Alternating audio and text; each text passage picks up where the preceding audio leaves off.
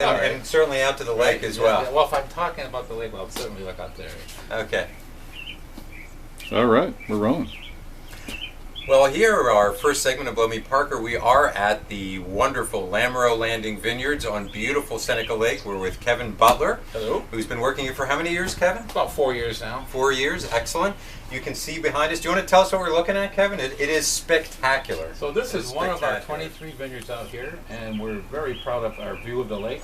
We have the longest view of any lake in the Finger Lakes because most lake wineries are looking west or east. We actually have the whole north exposure here, which is 25 miles. That's Geneva at the very end of the lake. Clear days, you can see Ramada Inn from there, and it is 25 miles to Ramada Inn directly. And this is one of the best areas for growing wine grapes, we believe, in the Finger Lakes. Do you want to tell us why this area is so special? There's several reasons. One is when these were glacier-driven lakes here, they left deep pockets for the water to fill in. The depth of the water and the slopes are two big important factors for raising good grapes.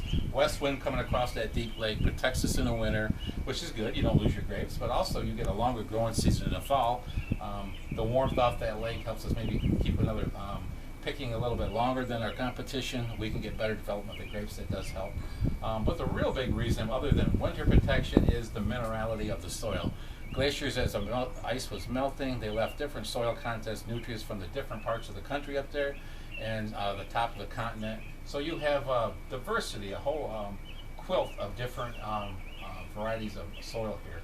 That's what's fascinating to me. And then they do experiment and say, well, you know, this soil's more mineral, so we want to try the Gewürztraminer there or the Riesling. Or that just seems like a lot of fun to do that kind of experimentation. That's correct, and that's why our single vineyards are rated in the top 20 in the world, because we can take the same exact grape, plant it down the road a mile or a half a mile or maybe 100 yards and have a total different taste of the grape. The finish is totally different because of minerality difference just down the road. That's so much fun. I love that. And speaking of drinking, we are tasting what many consider the signature varietal of the Finger Lakes. And what would that be, Kevin? That would be the dry Riesling. Dry Riesling, so when the vinifera grapes were started and people were doing Chardonnays to make the sparkling and stuff for the corporate wineries, one of the first wines when the 76 state laws changed and opened up the wineries for state wineries, people started putting in Rieslings because of the similarity to the German climate.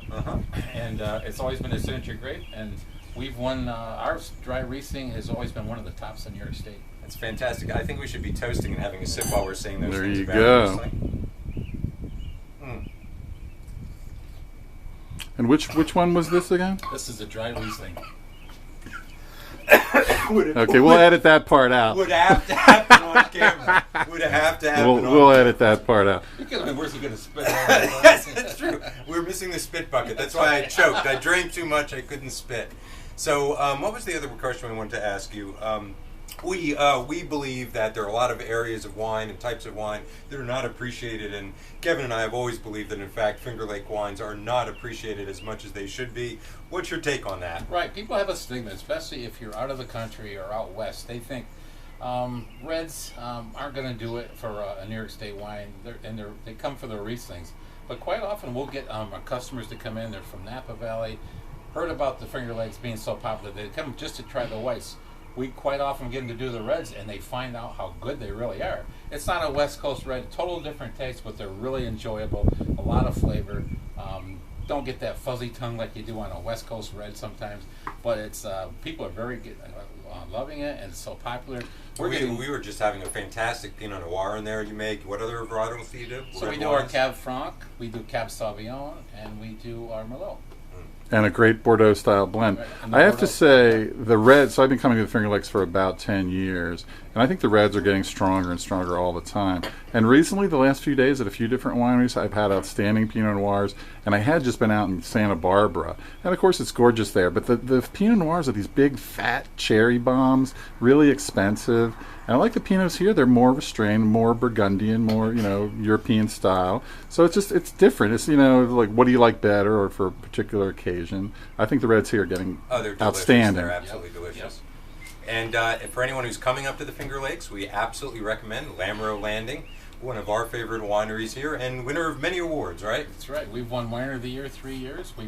Right now we have 3 wines that are in the top 20 in the world. The Bordeaux we were speaking of, we call our 76 West, which is the Meritage blend. That was our 2010 vintage, was rated in the top 50 in the world for all Bordeaux blends. Fantastic. Awesome. Fantastic. Well, to Lamoreaux Landing All right. and the Finger Lakes. Thank you guys so for much, visiting. Kevin. Thank you, For Kevin. bringing your friends. Thanks.